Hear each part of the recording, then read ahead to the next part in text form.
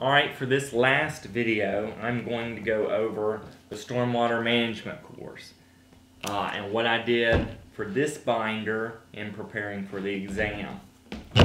And I've said it a number of times in the other videos, I'm going to move quick. So, especially when I put up something for you to highlight, you know, hold it up here and you can push pause and highlight exactly what I highlighted. You don't have to prepare in your own way. I'm just showing you what I did. Hopefully it will help you in studying for this course. Also, I am going over the attachment that Allison provided you by email that says Tabbing the Stormwater Management Inspector Exam.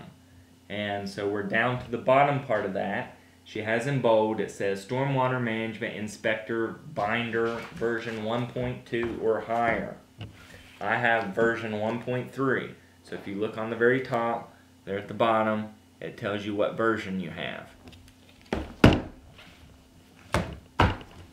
So, I put in a lot more tabs, as you can see, here's all my tabs, than what they had in this attachment. You can put tabs on things you feel are important.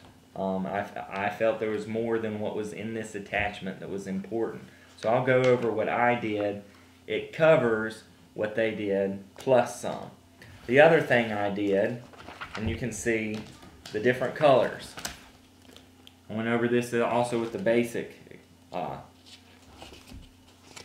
So for Module 1, everything I put as green, so you pick your color. Module 2, everything was orange. Module 3, everything was pink. And that's the end of the modules. And then then we start the design specifications, the BMPs. This is the table of contents. It's provided for you as an attachment. I printed it out. Looks like that. You can print it out and place it there as well. So we'll just start and go through this, and I'll show you what I highlighted and what I tabbed.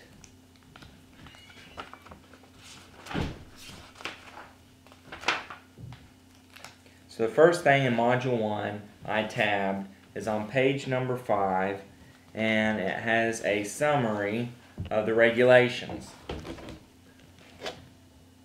So that table right there, you want to look at that. The other thing, it's provided, this flow chart right here is provided several different places, but you want to look through this flow chart. It's on page 4. So you want to look through that and understand it.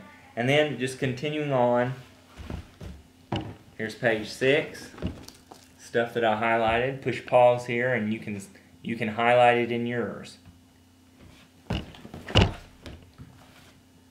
So that's just telling you, and this is repetition of material that was in the basic course and what's in some of the regulations. In fact, it even tells you what regulations it's in. So it's telling you how often you need to inspect. Once every 5 days or once every 10 days and no later than 48 days following a storm. So you'll want to understand those frequencies. And in some cases, you'll see down below, you can inspect once every 4 days. And that's for the impaired waterways and TMDL limitation. So, and then just continuing, page 8, I highlighted there again where it's telling you to inspect at least once every 5 days. And that was on page 8. The next thing that I tabbed was on page 13, documentation. I put a tab there. Also highlighted on this page. I do remember questions on the exam regarding documentation.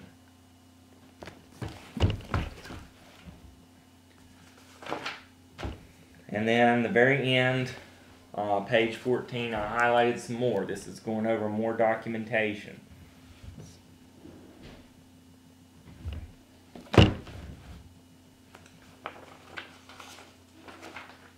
stuff you'll want to know. That's repetition. That was elsewhere, but that gives you several different places you can look up that answer.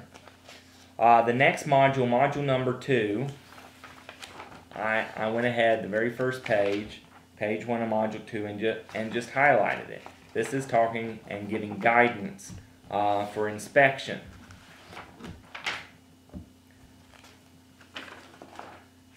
I went ahead and highlighted the safety. This should be second nature to most NXL inspectors. What kind of safety gear you have. It's the same gear we wear every day when we go out to do our jobs. I highlighted it, but if you get a question on that, most of us should be able to know right off the top of our heads without having to look it up what safety gear we have to wear. Then on page 12, module 2, page 12, it's talking more about documentation. I don't remember if it was from this module or the last module, but there was definitely questions regarding documentation. How long you have to maintain documentation. This in this module I think is talking more about what type of documentation you want to have. But there's definitely questions regarding how long to maintain it and who maintains. This is on page 13 of module 2. I circled this. Read through it. Then on page 15, it talks about enforcement, legal actions, that sort of thing. I don't believe, whenever I had the questions on enforcement, legal action, penalties, that sort of thing, although I placed a tab here, I looked it up elsewhere. I didn't find this to be a very helpful source in module 2, but I went ahead and placed a tab on page 15. But it discusses it in multiple places in our basic course and also in our regulations, and you will have questions regarding that. So that covers module 2. Module 3 goes over inspections during construction. So I went ahead and I put a tab here, very first page of module 3, to clue me in to this is where it talks about inspections. On page 3, I placed a tab because it starts a section about the stormwater pollution prevention plan. This is kind of similar, and the attachment says this kind of similar to VDOT C107. There again, I don't remember actually referring to this during the test because there was elsewhere better places to refer to material about your stormwater pollution prevention plan. There will be test questions regarding that. Page number 7, common problems. I remember at least one question regarding common problems, and I was able to look it up pretty quick because it was right here. Can't remember exactly what my question was, but I found the answer. And that pretty much covers Module 3, all I did from Module 3. There really wasn't, these first 3 modules, I put a lot of tabs, but I don't remember referring to this very often during the test. And I didn't do any highlighting, I don't believe, at least not very much. I showed you all the highlighting that I did. Now, Module 4.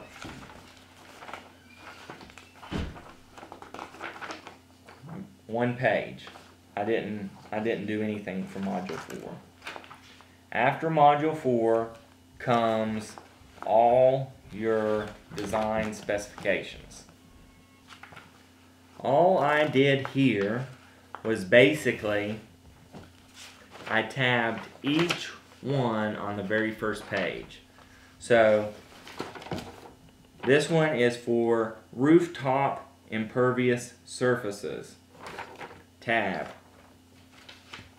The next one is for sheet flow to a vegetated filter strip. Tab. I tabbed grass channels. I tabbed soil composition amendment. So you're getting the idea. Vegetated roof. I tabbed each one of these. The next thing you'll want to do is just have an idea of how each one of those sections are laid out.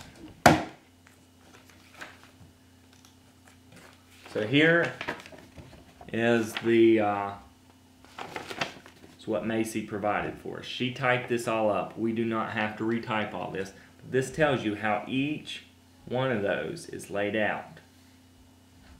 Definition, performance, design tables, typical details, physical feasibility and design applications, design criteria. You want to know how these are laid out. So when you get a question about biofilters, say you get a question about something going on during construction of a biofilter or bioretention pond. Your bioretention pond is number 9. It's design specification number 9. You should have it tabbed, bioretention. And then you'll know to flip over and go to the construction section. And you'll just have to flip through it until you get there.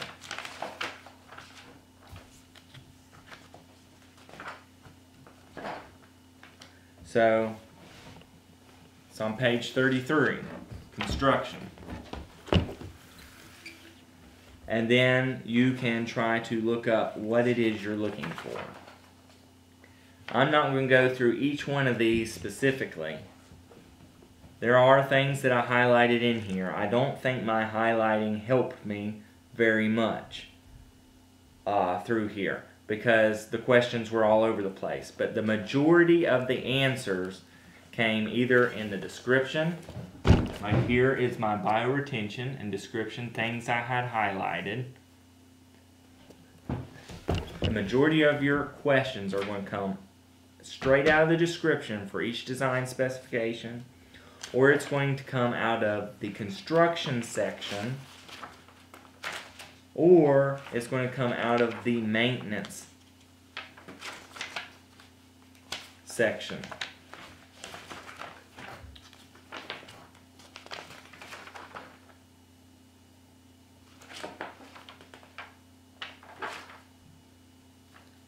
So the majority of your questions are going to come from those 3. You will not have any design related questions, I do not believe. Let me rephrase that. I cannot say that for certainty. I did not have any design related. There may have been some questions regarding performance. But you'll just want to know how each one of these is set up.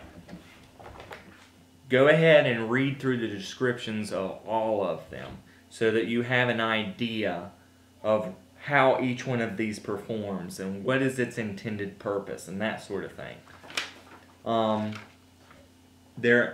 Each one of them, and it tells you in the performance section how they perform. Do they reduce your amount of runoff? Do they reduce the amount of phosphorus in each BMP? Do they reduce the nitrogen? That sort of thing. You might want to have an idea how, because some of them don't have any runoff reduction. That means that as it rains, you still have the water's not filtering into the ground. So some of them are for different purposes. You want to have an idea of how they perform, what's their intended purpose, and that sort of thing before you go into the test. So that is essentially what I did in tabbing these books. I hope it was helpful to you. After I did all of that, after I tabbed all my books, then I sat down and I opened the attachment which Allison has sent to you regarding the practice test. And so I printed that off, and then I tried to take it just like a normal test. And then I got out the solutions and compared them back and forth. And then I sat down and I went and took the exam. I don't know how well I did. I may have just gotten a 70, but I did pass the exam with these books, which I've just gone over with you. Now the exam, just to talk a little bit about exam strategy. I'm sure most of you all already have the same strategy, but there are 100 questions on the exam and only 2 hours to complete the exam, so 120 minutes. So if you do the math, there's just a little bit over 1 minute to complete each question. So with just a little over 1 minute to complete each question, you cannot look up every single question in these books. A lot of them you have to just know off the top of your head. Or maybe you don't know it, but you can read through the different questions and come out with what makes the most sense. A lot of the questions, it's multiple choice, so 3 out of the 4 options may not make sense, or you may be able to narrow it down, but for most of them you want to be able to just answer the question without having to look it up. So my strategy going into it was to try to answer 1 question per minute. Now when you're taking the test, it's on a computer, so for me, I had the time in the top right hand corner. It told me the amount of time I had used on my exam, and it also told me how many questions I had answered. So I could quickly do the math in my head while I'm taking the exam to see, am I answering 1 question per minute? If I can answer 1 question per minute, then I get 100 questions answered in 100 minutes, and that gives me 20 minutes at the very end to go back and try to review what I've done.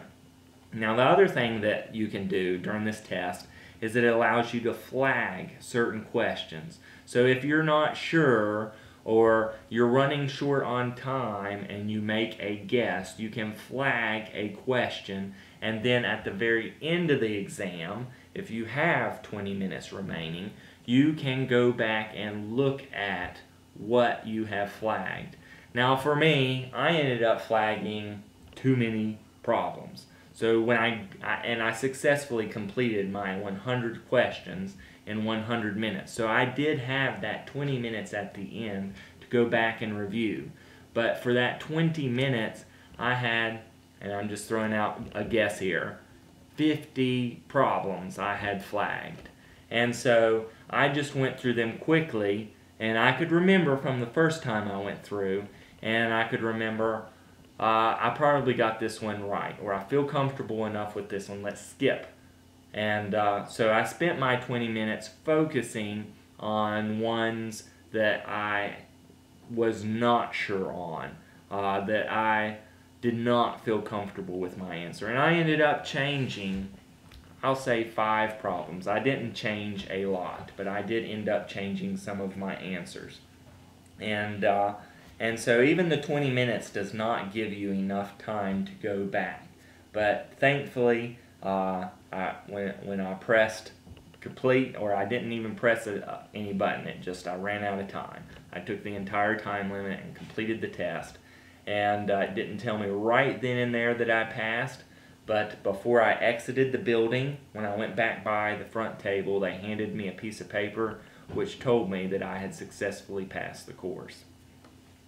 So I hope that this was helpful for you.